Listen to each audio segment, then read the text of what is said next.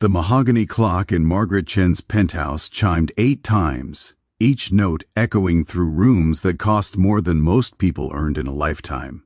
She stood at the floor-to-ceiling window, watching the snow fall over Manhattan, her reflection ghost-like against the twinkling city lights. 43 Christmases she'd lived, and for the past 15, every single one had been spent exactly like this, alone, surrounded by luxury, wrapped in silence so heavy it felt like drowning. The irony wasn't lost on her. Margaret Chen, CEO of Chen Enterprises, a woman whose signature moved millions, whose decisions employed thousands, whose face graced the covers of business magazines. She had everything except the one thing money couldn't buy: someone to share it with. If this story touches your heart, please take a moment to like, comment, and share. Subscribe to our channel if you believe in the power of kindness and second chances. Your support helps us share more stories that remind us of our shared humanity. Margaret turned from the window, her silk robe whispering against the marble floor as she walked to the kitchen. The caterer had delivered her Christmas dinner, a gourmet meal for one, perfectly plated, utterly depressing. She'd sent her assistant home days ago, insisted her driver take the week off, even donated her usual holiday bonus early. She told everyone she preferred it this way. The truth was more complicated. She'd built walls so high for so long that she'd forgotten how to let anyone climb them. Her phone buzzed. A text from her brother in California.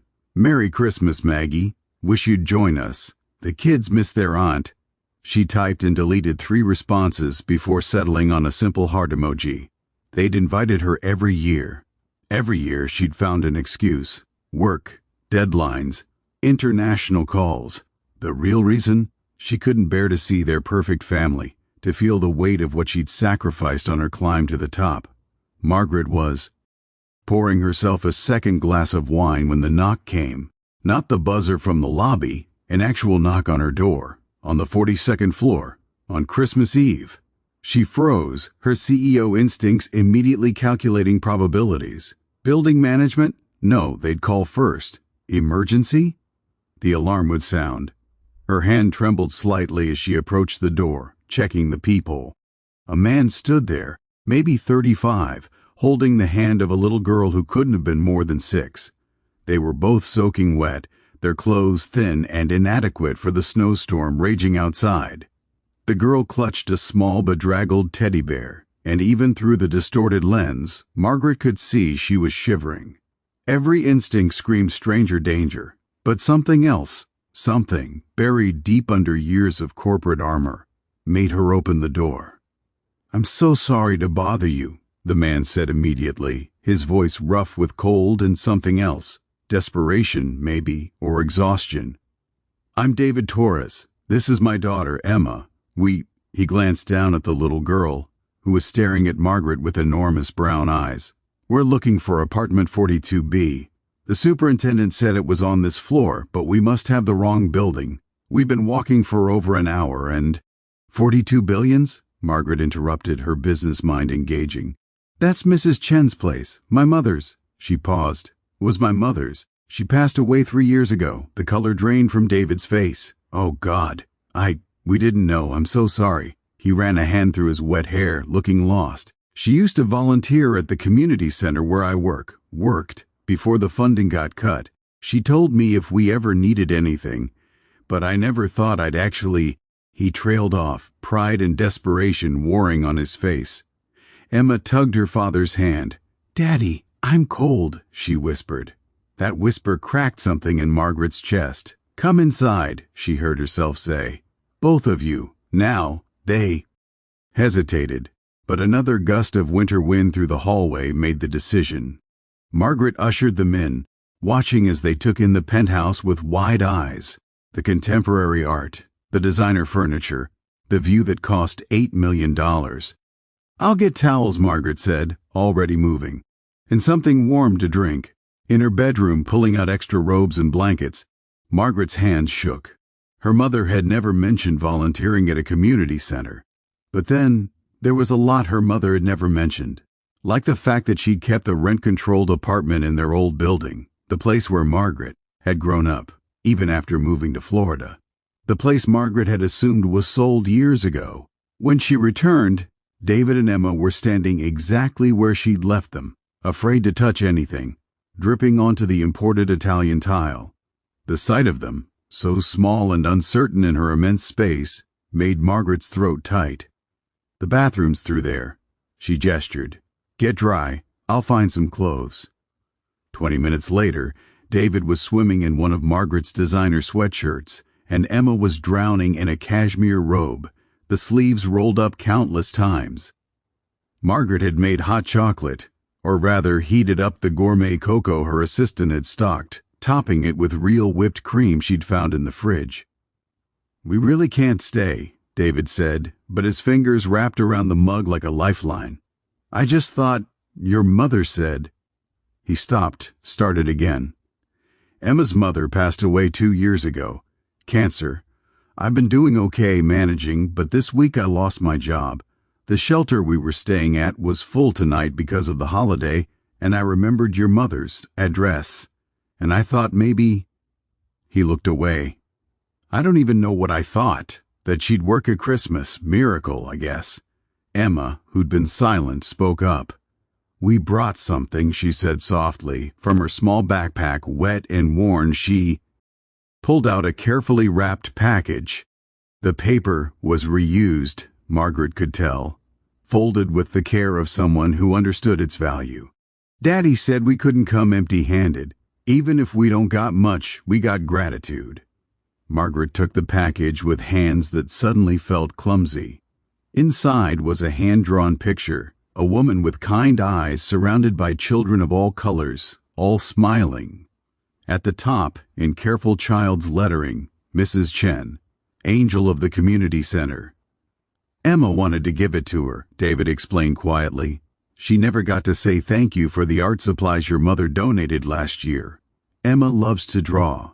Margaret stared at the picture, at her mother's face rendered in crayon and love. A mother she'd been too busy to visit, too busy to really know. "She would have loved this," Margaret whispered, and tears, the first in years, slid down her cheeks. Something shifted in that moment. The walls Margaret had built didn't crumble. That would be too simple. But a door opened, a small one, just big enough. "You'll stay here tonight," Margaret said, and before David could protest, she held up her hand in the same gesture that silenced boardrooms. "Not for charity, for my mother. And because it's Christmas, and no child should be cold on Christmas." She paused, looking at Emma. "And because I have this enormous dinner being delivered tomorrow that I couldn't possibly eat alone." That night, Margaret made up her guest rooms that had never seen guests. She listened to Emma's excited whispers about Santa Claus and watched David's face soften with relief and gratitude. She called her brother in California, and this time, when he invited her to visit, she said yes. She'd bring guests, she told him. People she wanted him to meet. Over the following days, Margaret learned David's story. He'd been a social worker before budget cuts eliminated his position. He'd been holding it together barely, trying to give Emma stability while grief and poverty pulled at them from all sides. She learned Emma loved to draw but also loved math, that she was smart and funny and brave in ways that humbled Margaret. And Margaret, for the first time in 15 years, talked about her own story, about the immigrant parents who'd worked 3 jobs so she could go to college, about climbing and climbing until she'd climbed right past the life she'd meant to build, about success that felt increasingly hollow. "Your mother used to say something," David told her one evening, while Emma drew at the dining table. "She said success without connection is just loneliness with a better address." Margaret looked around her penthouse, really seeing it. She was right. On New Year's Day, Margaret made a decision. She didn't just offer David a job. She created one, a new position at Chen Enterprises focused on corporate social responsibility and community outreach. She established a foundation in her mother's name, funding it with the kind of money that made her accountants nervous. She reached out to that community center, the one her mother had loved, and personally guaranteed its funding. But more than that, she reached out to her brother, to old friends, to the life she'd neglected in pursuit of the next deal, the next acquisition, the next milestone.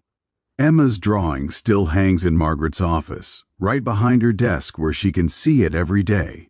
It reminds her of a Christmas Eve when two strangers knocked on her door carrying something far more valuable than anything in her penthouse. They brought connection, purpose, and the memory of a mother she'd finally learned to honor.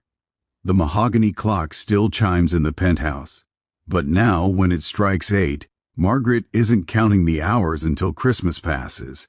She's usually on the phone with Emma, hearing about her day, or planning the next community center event with David, or wrapping presents for her nephew and nieces in California. Sometimes the greatest gift isn't what we receive, but what we finally allow ourselves to give. Not our money, not our time, but the thing we've been hoarding most carefully. Our hearts, our true selves, our presence, not just our presence. Margaret Chen still works hard. She's still successful. But now, when people ask what her greatest achievement is, she doesn't mention the acquisitions or the profit margins. She thinks of a little girl and her father who knocked on the wrong door at exactly the right time, and she smiles. Because sometimes being lost is the only way to be found.